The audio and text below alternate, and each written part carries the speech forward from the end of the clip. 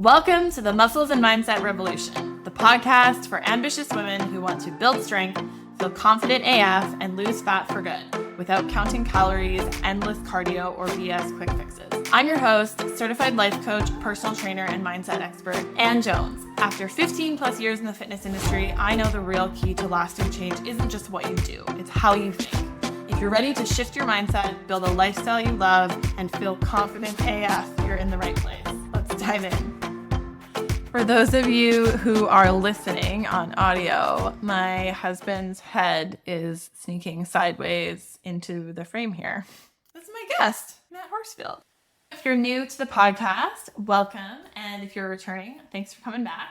So to celebrate Valentine's Day, today's guest is my lovely husband, Matt. We have done lives before that are always requested back by popular demand. So we're doing the podcast together today. Yeah. Welcome. Hello. Hi. How do I do this? So the first question people have is how we met. Do you want to tell this story or do you want me to tell the story? Sure. Do I have a time crunch or do I just go No, on? you just go for it. I was working up in the frozen north of British Columbia and was working as a newspaper reporter up there. And she decided she was going to do a story about my coworkers and I guess my job. And so she did a ride along with one of my colleagues and I met her. She came into the office, tried to take me away from my important typing. You thought I was rude because I waved at you instead of turning around. Yeah, when I first came in and this person introduced me to him, he didn't even turn around. He was just like... I was busy. I was typing away. I thought that was rude. So I didn't care about you. But then you came back in and you were like, oh, you guys are going for coffee? Maybe I'll come. But I didn't think that had anything to do with me. there you go. When the guys went for coffee later on, she was at the coffee. I went there as well. She kicked me a bunch of times in the leg under the table. I assume on purpose. After that, you sought me out and started dating me. Is that what happened? I'm pretty sure that's the main bullet points. Most of that is accurate. I was kind of under the impression that you came for coffee because I was going. Or no, I was not. No, it was because you were there. Sure. And then what actually happened after that? Because I didn't seek you out, really. Did we have text messages yet? Was there texting or did I phone you? Yeah, I think we had texting, but you did phone me because I was at work at the newspaper office. And I remember taking this call outside and I was like taken aback by how deep your voice was. I remember that vividly. I was like, oh my God. But I think that's your way of saying that you then asked me out. Yeah, I think so. I went for coffee and then First date. we went back to your office or something. I don't remember. That was a long time ago. I agree with the most of that. I think that you told that the most accurately you ever have, probably. I don't know what I normally change that you would think was inaccurate. I feel like you leave out some of the details about how really like you were interested in me. Yes, very much so. Yes. Okay. I think so. The rest is history. And then Yeah. we were... Okay. How do we operate as a team? I don't know. I don't think we've ever really structured it. I mean, a relationship as a team because Yeah, I think it's a... we operated as a team when we didn't have a kid. We operate as a team more so now that we have a kid. I feel like we have grown in this, though, and I can kind of think of the timeline. Do you want to hear what I think? Sure. I think that when we were young, so I'm thinking of, like, when we were super young and we lived in Fort Nelson, it was like, we didn't really have any responsibilities. But then when we first moved to the Lower Mainland, you were working a lot and you were gone a lot. I feel like that was a harder period in our relationship, if you recall. I think it was challenging because you were gone a lot. Sometimes you were overseas. I couldn't even talk to you. So I think at that time, and I wasn't working as much, so I took on more of the just running of the house. But I do remember one thing that I learned at that time was we would fight a lot. When you would come home from traveling, because I hadn't seen you for days, and then I hadn't been able to talk to you, and I would be like, you'd come in the door jet-lagged, and then I would be like, hey, I need you to like this and this and this, and it always caused a fight, right? So I think that was one of the first things that I learned was I started a policy, and I think I shared this with you at that time, was just to not bring you anything that night, like to give it a day, and that really helped.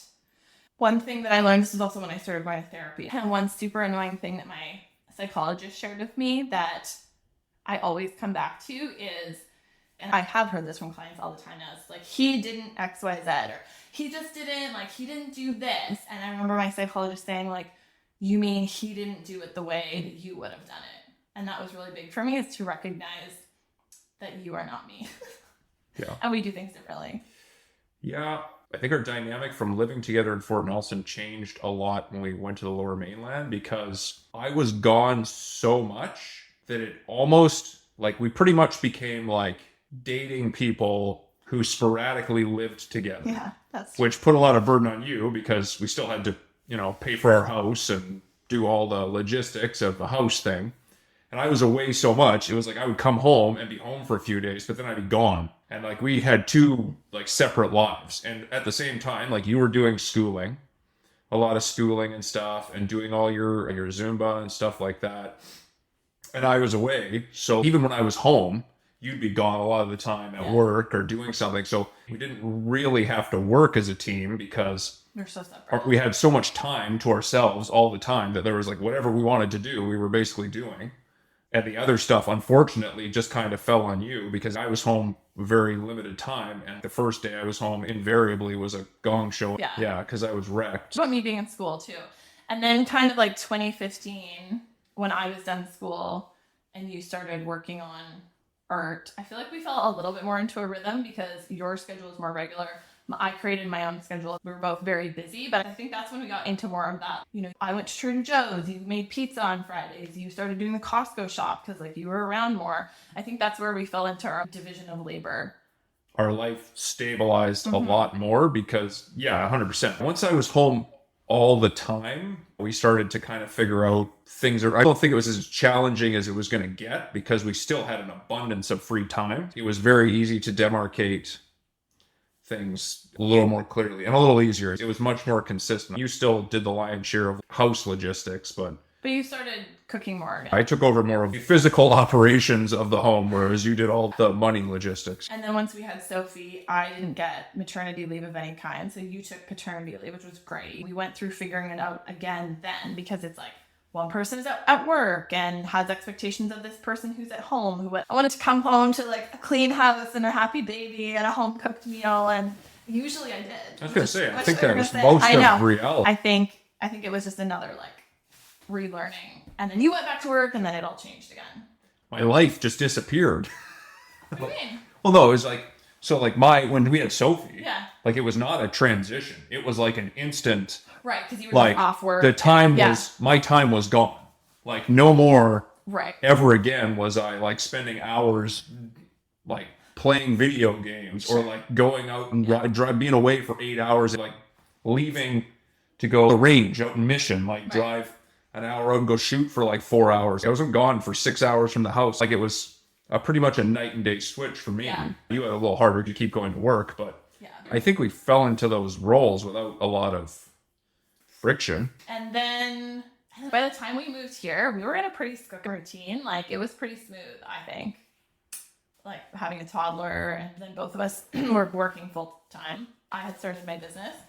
And then we went through another tough transition when we moved here, which was really hard for both of us. Sophie was 3, and then that's when you returned to shift work, which was one of the questions that we had, which was another tricky transition, probably one of the hardest ones, actually. Toddler, my business was growing.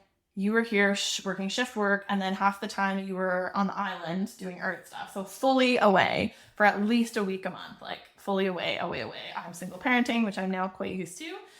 But it was a lot in the beginning, and this was like a new place, and this house had a lot of things, and that was really, really hard. That caused some tension between you and I, which was mostly individually about us, but we figured it out. Our transition friction was predominantly individual. It just was a storm over here and a storm over here, and they were just whack into each other here and there. So that was the main parts of it. It was probably the larger hurricane, smashing your piece out of the way. That forced me to learn how to be independent of you, like be here for you and not take on your storm, which I needed to learn. Spoiler alert, shift work sucks. Yeah, I just hate it. Yeah. I mean, we are used to it now, but oh gosh. Yeah, I really do hate it. That was probably the hardest. That's probably worse than the flying. Shift work is worse. I don't know. It's hard to say, but I don't think it's... I don't like it. I'm over it. I mean, we couldn't do the flying these days with a kid, probably, but I mean, people do it, but yeah. One thing that I wanted to touch on was something that you brought up recently when we were discussing someone else, and you said that we have practiced fighting, like we've got it down, which I remember hearing when I was younger, like why would you, but I totally get it now. that's a big topic. Like, we have two very different conflict styles, informed by me, my job, and you, I guess, your upbringing or just how you've moved to deal with things. I think our styles of conflict came into alignment. That is what resolved. It sounds like we're fighting all the time, which we don't. But we almost never fight now, and when we do, it's done in like 10 minutes. I think that's the biggest thing. It's like we bounce back so much faster, which, and I've talked to lots of my girlfriends about this too, is like when you're young and you're in your 20s and you're so dumb and everything is like so dramatic, it's like so explosive and such a big deal and goes on all night. And in the past several years, it's like, first of all, we fight way less. And when we do, we are generally on the same team and it wraps up like pretty quick. Yeah. Because I think that we've practiced. And like, let's just say what it is. When you're saying we have two different conflict styles or fighting styles, yours is to compartmentalize. You want to leave the situation. Well, mine is, how to say this without sounding judgy, I don't want to be like the people I deal with, so I hate drama. Yeah. And I hate everything I see has taught me, or at least I get the impression, like, if you just leave, like, just don't be in that situation's not going to occur. So yes, I'd prefer to just leave and separate from the situation. Whereas, you really want to hash it out, which is funny because a lot of the people I've talked to, a lot of my colleagues who I've talked to, like, if we get in conversations about like conflict with your spouses, we are all very similar in wanting to, like, nope, I don't want anything to do with this. But it's probably, I suspect that might be a job related thing. I've gotten better at, I know what pisses you off. Yes. And I've gotten better at not doing that when we fight. Yeah. And I've gotten better over the years. I mean, it took a while, but of me communicating that to you. Do I not do anything to contribute to our relationship? You're very aware of what you do. I'm the self. Why are you smiling? I am self-aware. I am. I'm the one doing all this work, like mindset work, which you don't always employ it. Totally. Absolutely. But you are always aware of what you're doing. I am. Yes. Well, and we have I haven't done this for a long time. I used to have this pattern. Do you know what I'm gonna say? I think so, but we'll see. I probably do, but I don't need to explain it before you explain it. My nighttime thing. Yeah. Yeah, I have this pattern of getting, and this was about my anxiety, which if I wasn't self-aware, I wouldn't know, right? I was just like, he's the worst. This is all because of him. And I would have these sort of like before bed meltdowns. And then, you go to bed and it's like, this is not unique in couples, I'm sure. It's like, I need to talk to you. And then I would be so upset and I'd go to bed angry. I'd be very confused. And then I'd wake up in the morning regulated and be like, texting him like, oh my God, I'm so sorry. I was like being so crazy last night. I shouldn't call myself crazy, but that was a pattern that I recognized was about me, which I nipped in the bud. While you knew it was happening, you just accepted it for a while. Because I just was like, I'm going to get beat on for a while, figuratively, mostly. Yeah, no, it's extremely sporadic these days. I've really dealt with my anxiety in the past couple years. Which you're a pro. You take my mindset advice too, realize you just don't know it.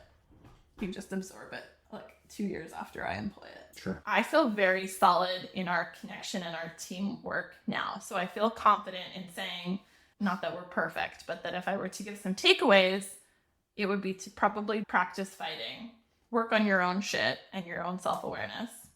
If you're fighting, probably think about, like, assume that it was probably based on something you did.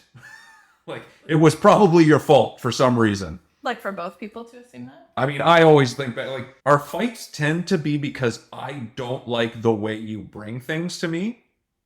But they're generally because of things that I am not rectifying, or some failure that I have of, like, that I was supposed to take action on something, or that there's something that I consistently do. And I recognize generally that I'm like, yes, this is something I did that was wrong. And it's part of what makes me annoyed because, yes, typically it's a failure that I committed.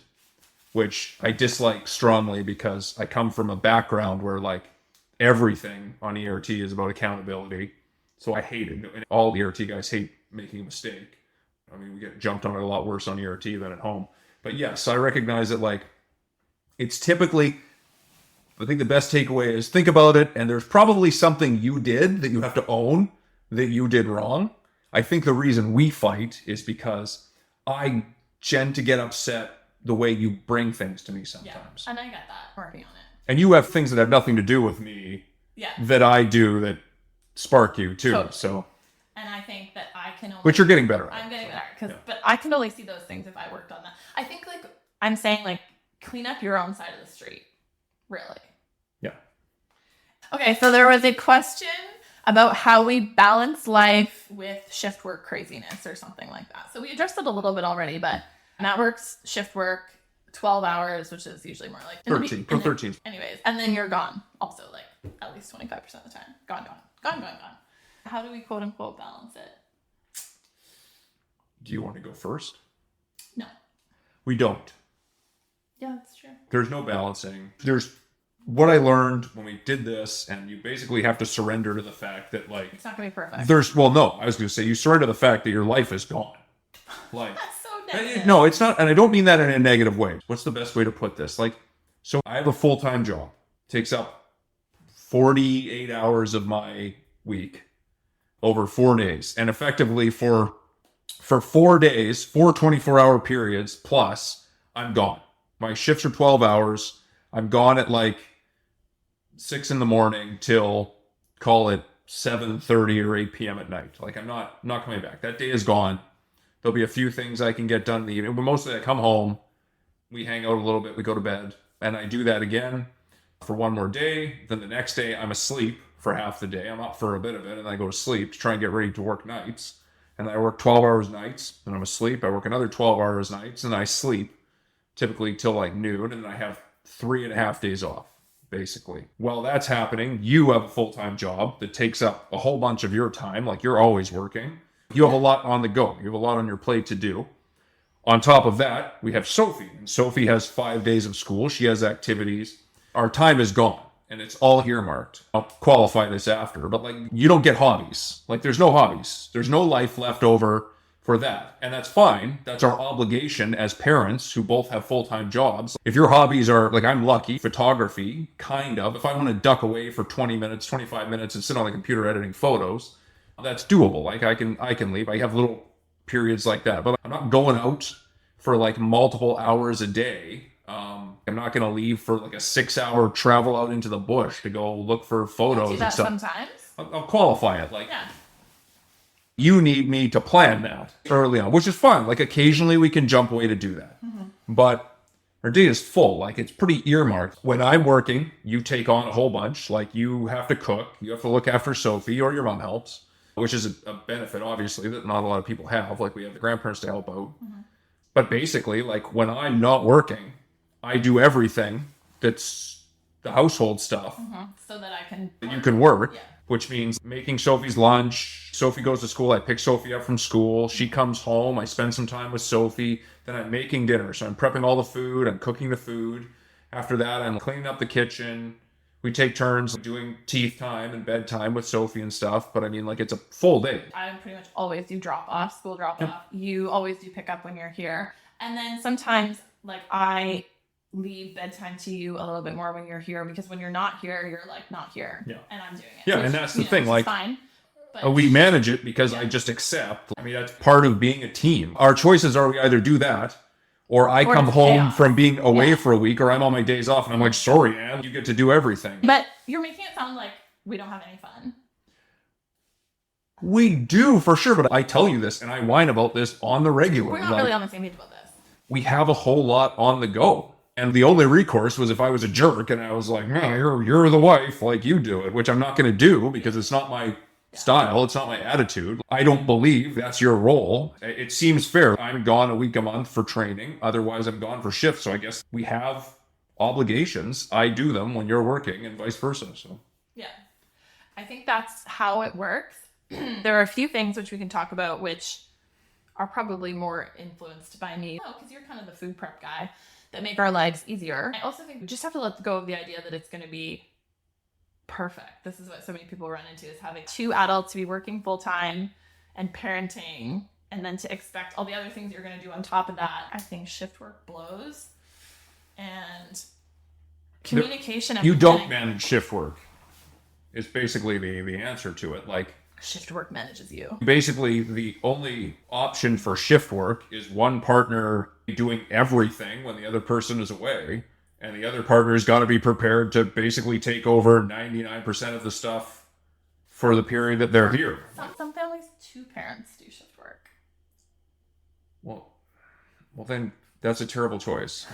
Like, I don't know. That's fine. But now you're doing, it's the same thing. One person is working. I'm assuming they're not doing shifts at the same time. Yeah. Otherwise, they clearly have some sort of separate caregiver. We have hobbies, and I go to yoga, and you can go out, and if you want to go to that jiu-jitsu summit or whatever, that's cool. Most of my trips are for work. I haven't done karate in ages. The point is, I think that's just the nature of having young kids and working. It's the point I'm trying to make. I also think like it can be fun, right? It sounds like your life is over and go jump in the ocean. It's just different. But some things that help is when we're in the Lower Mainland and we were both working and Sophie was in daycare, we got really into the swing of this. That's when we really kind of started, like, you would do a Costco shop every 3 weeks. I would go to Trader Joe's every 3 weeks. You would kind of do like a food prep. And then we still kind of do that here. I do more the meal planning. If you're home, you'll cook. So I'm like, what do you want to cook? We'll put it on the plan. If he's not around or I'm doing the cooking, then I plan the meals and I plan the shop and I plan the pickup. And then one of us, gets the pickup, does a little bit of prep. That makes our life a lot easier. We're pretty practiced at just swapping out for our workouts, like, because that's a priority to both of us. It's like, we did that yesterday. We both wanted to work out. And so you were like, I'll do it first. And then I did it after because that's important to us. I think that's what works for us is like, and I know you don't like the planning piece. The planning piece really works for me, but you can buy into the prep and I can buy into the planning. And then we're both pretty good at execution. Sure. So speaking of prep, there was a question. I think the question was specifically, how do you operate when one of you is on a diet? And then the question really was like, do we ever eat differently, or how do we manage eating differently? Are we all eating different things? Are we all eating the same thing? So do you want to answer this one? I mean, you have a pretty set way of eating. What? You eat... I'm the most chill eater ever. Well, I know. Oh. You eat, but your way of eating, you eat the same stuff over and over again. So do you.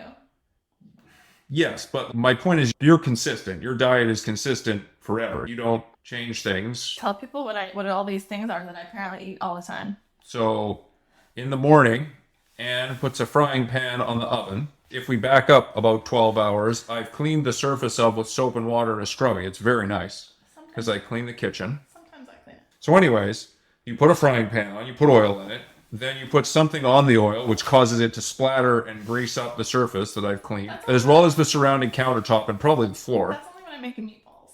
To the meat eating. So you make a huge mess. You eat your English muffin with an egg and stuff, or like basically some egg bread combination. And fruit and vegetables. You buy green onions that either go bad or you add to that. And then at lunch, you make a salad, typically, with tuna, and then the tuna can sits in the sink with a combination of water that you poorly rinsed it with and tuna juice, and I have to clean it and look at it. I hate it. So eat your salad with tuna, and then... I only eat tuna once a week. And then honestly, that's about it. Like, you don't graze. You like your Greek yogurt. That's how you eat consistently. Mm-hmm. That's the thing. I'm probably the one who's more often changing what I eat or how frequently I eat. Like, I'm way less consistent about my eating. Sometimes I'm eating lots. Sometimes I'm not eating a lot. Depends.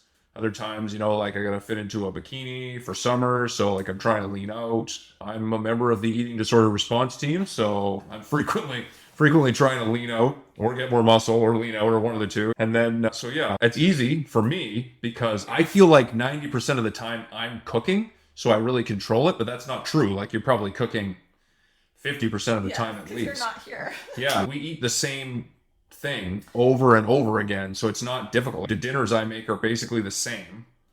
Do you want to know what I think about that? Sure. Everybody gets whatever they want for breakfast. Everyone does their own breakfast. Everyone does their own lunch. This is funny because I grew up in a family where like you eat lunch as a family, you eat breakfast, lunch, and dinner as a family, which is good. But like somebody makes lunch and then everybody eats it, which is weird for you because your family, people still don't eat lunch and there's just no food at your house.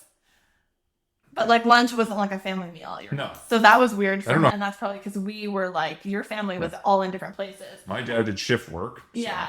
Your mom was out of the house. Yeah, my mom was working. We were all, my mom was at home. I was homeschooled. Everybody just ate lunch at the same time. That was the thing. So that was weird for you, but a regular lunch is very like normal for me. Those things have come together. We always have family dinner. Even you and I, before we had Sophie, we would always eat dinner together unless one of us was working or something. Yep. So now I think we just have found a place where you have your things that you like to make and you know the things that I really don't like, that I will like tolerate but really don't like. Like we noticed you make that veggie thing all the time and we noticed that I was bloated like every time because he was loading it with Parmesan cheese, which was delicious. I don't think I was loading it with Parmesan cheese. But... Regardless, you were open to collaboration and eliminated the Parmesan cheese because it hurt my stomach. So thank you for that. And then I have really grown as a domestic goddess in the past 4 years and as a cook. I have some things that I like to make and you tell me which ones are make again and which ones are don't make again. And I make the make again ones that we both like, and then Sophie would just offer her to eat whatever. Yeah. So it's kind of like a little compromise. How do we manage? Do you guys eat differently? First of all, like, I'm never dieting, so that question is not for me. I'm never on a diet. I'm never like, I can't eat that. No. Like, if you were like, we're going to eat lean cuisine every night for a year, I would be like, no. I think we just make whatever the other person is eating fit within whatever our goals are. Totally, yeah. So, like, for me...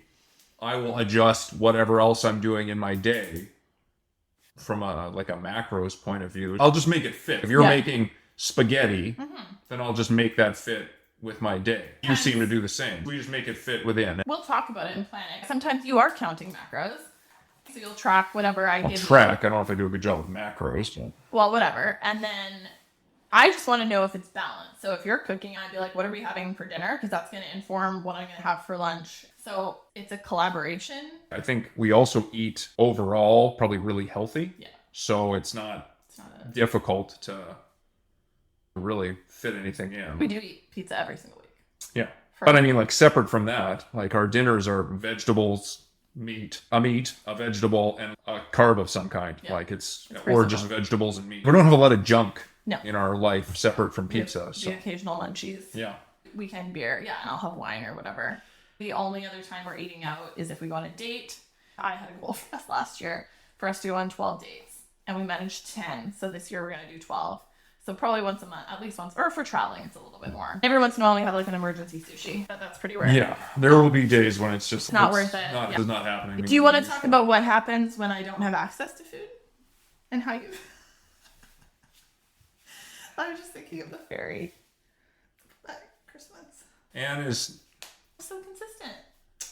Yeah, so the downside of consistency and regular eating is, like, let's say Anne's got to go to a conference and the Pacific Coastal Flight crash lands in the wilderness and Anne has to sustain herself by not eating for a day to build shelter, a hierarchy of needs. That's so dramatic. She would just die on purpose. Like, she'd just be like, well, I'm not going to eat every 2 hours, so I guess I'll die. That's not accurate. I don't eat every 2 hours. I eat every 4 hours. I don't graze. Don't make that mistake. Keep backing me up. Priorities are skewed when it comes to eating versus accomplishing a mission. Yeah, eating and sleeping are my top priorities after Sophie. Yeah. Yeah. Like, I will get off the ferry in Comox and drive to Victoria.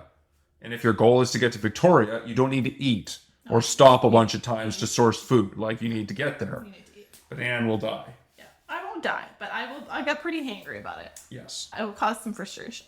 So the thought of potentially not getting to eat will make you angry. Just to conclude all that, like, it's easy for us because we are pretty congruent in our lifestyles. Like, our lifestyle around food and exercise is very similar, which means it's not difficult for us to work around one another for food. We also know that about each other. This is something that I'll talk to clients about a lot. When they have a difference of priority with their partner, I will often say, like, okay, like, as a couple, what's your policy around that? And usually they don't have policy which is why there's conflict. But it's like, we know what is important to one another. And so it's easy to make decisions and plans through that lens, because it's like we both know what our policies are around X, Y, and Z. Like if we were very much different in our priorities for fitness and like nutrition, I think it would be tougher. I mean, I know how you'd work around it, but you just do your own thing. But you'd also probably have to cook. Like if your job is to cook for your family, you're probably going to have to cook for your entire family and prep your own stuff separately, which is just going to be a pain in the bum. Collaboration and communication. Yeah. Okay, this question was, how do you all talk about diet culture as a family? Does it have a negative impact? How do you talk about it? You want to take that one? In my house, like when I grew up, I had 2 brothers, which meant that there was obviously a scarcity of resources food-wise anyway, because a perceived scarcity. We're always fighting for food. Not a real scarcity. I have routinely been on the receiving end of no turkey at holiday dinners, either due to some sort of deceit or just failure to fight for it. But we grew up like a very much like you'll finish everything that's on your plate before dessert. That was a big thing. It wasn't a real choice thing. It was like, this is what's for dinner.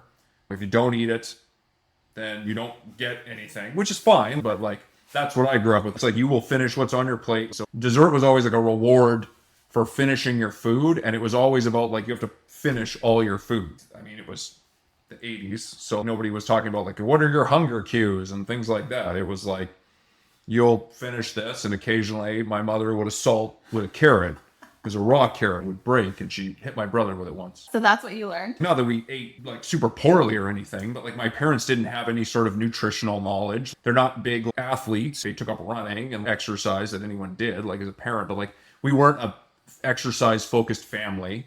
I hated sports. So I didn't really do much of that. And it was like, we didn't regulate anything, which is fine. I was definitely a cookie sneaker, faux show.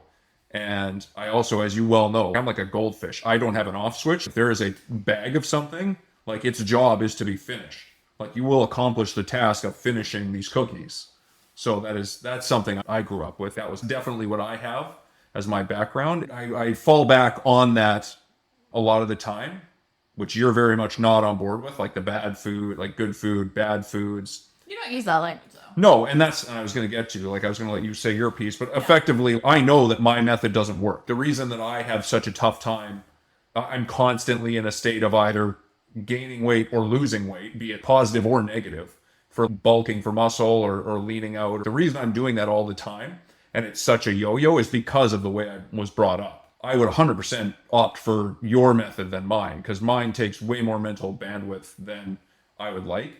I follow your lead when we deal with Sophie. I don't talk about bad foods. Like I don't say you're going to get fat, you're not going to get fat. I don't use that kind of language around her, because obviously I don't want her to have that burden. Like life's tough enough when you're a kid. So I follow your lead for a lot of that.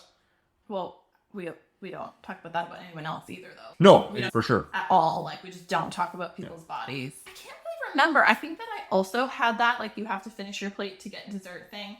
But it must not have been so strong, because I can't remember it, to be honest with you. I mean, we know that I developed some things later on, but I had a very healthy relationship with food growing up. Like I shared, like you eat 3 meals a day as a family. You eat like snacks are a priority. When you're hungry, you eat. Like that's kind of how I was taught. I have a pretty healthy relationship with food. It was the 90s, so there was some, liquid cheese. But for the most part, we had a salad every day, if not with dinner, like with lunch. I just grew up like really fortunately with some really good habits.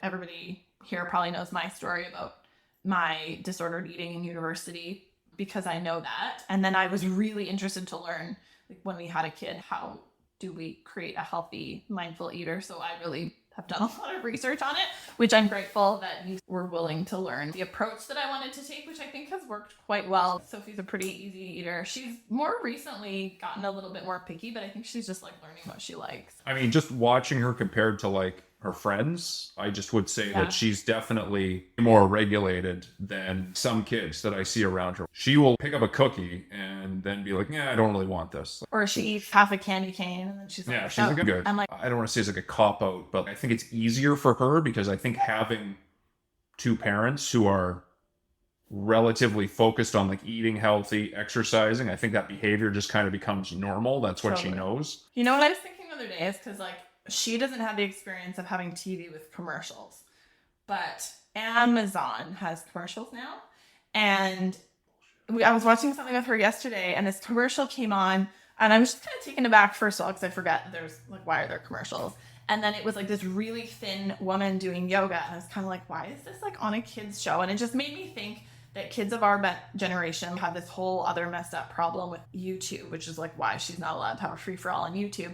But it's a benefit that they're not just being exposed to commercials. That's how we learned about so much junk food, is like Dunkaroos commercials, and I don't know. I guess they get that in other ways now on the internet and stuff. But all that to say, how we navigate diet culture, I think was the question. So I think that we just don't talk about bodies. We don't talk about good food, bad food. We encourage eating when you're hungry. Sometimes you're not hungry yet, but you still have to eat, because when you get hungry, you're going to be swimming or at gymnastics or on a boat. Very confusing for a 7-year-old. It is, because she's like, but I'm not hungry. So I would say that's like one that we're working through right now. We just don't talk about it that much, and we try to keep it neutral, and that's it. Right? I think so. One last question, which is just for you, is what puts a smile on your face about your job, and how do you keep work and home life separate? I think the first question, what puts a smile on my face for my job, is twofold. My job is the front row ticket to like the greatest show on earth. Like, the world is a circus. I think I have a good sense of humor, but there is something hilarious about half the stuff I deal with. The most ridiculous nonsense is, I would say, there's always a shift, something that is hilarious. Even it's, I will say, sometimes it's at someone's expense, or like it's just from something being so gross or just so terrible, like you can't even imagine. But like, the job is there's always something funny going on. Like, just the most ridiculous nonsense you will see that you would never see anywhere else in your life, I think is part of it. On the GD, the street side of things, I have a really good group of people that I work with, and I really enjoy. I think you get the same mindset as a lot of the people you work with, and so we're always having a good time. Like, we're always laughing typically. On the ERT side of things, I love working with the people I work with. I've never had a better group of people that I enjoy spending time with than my ERT colleagues. Second being the guys I work with on the watch. And it's a very close second. Like, I love working with all those people. They're super great. So that, I think, is the positive. That's what I really like about my job, like working with those people. How do you keep it separate? You don't, I think, is probably the answer. I think some people do really well. Some people have got a really good hang of it. I think some people have a good mindset for keeping it separate. I think some people have a healthy way of dealing with it that keeps it separate.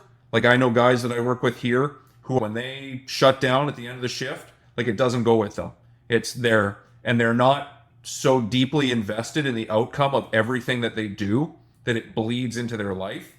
Even from the onset of my career, I adopted a bad method of dealing with it, and that I compartmentalize.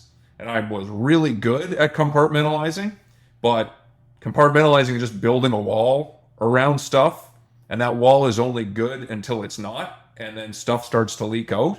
I don't think it often overtly leak out into our life, but it definitely leaks out of the way I respond to things sometimes. It will never be like so acute that you could say, oh, well, that's something you dealt with in your jobs. Well, unless I'm telling you directly about something that occurred. But the ways that it starts to leak into the facets of how you communicate with people, whether you communicate with people separate from your life. I don't think I do keep it separate. I do for the most part. I think you get better and worse, but it's something that you become more skilled at the longer you do the job. But it's also something that the longer you do the job, the more that cup fills up that you're trying to keep separate. So I think I would say I don't 100%. I think I just manage it. And for the most part, it works out. I think I've done it okay, but you can always do better. Thanks for having me on the Muscles and Mindset Revolution podcast, the podcast for ambitious women who want to get fit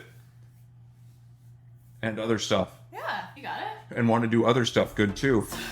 Sponsored by Muscles and Mindset. Sponsored by Muscles and Mindset. That's it for today. I'd love to hear what you think, but before you go, keep an eye on my social media this week. I've got something big coming for you that you won't want to miss. Trust me.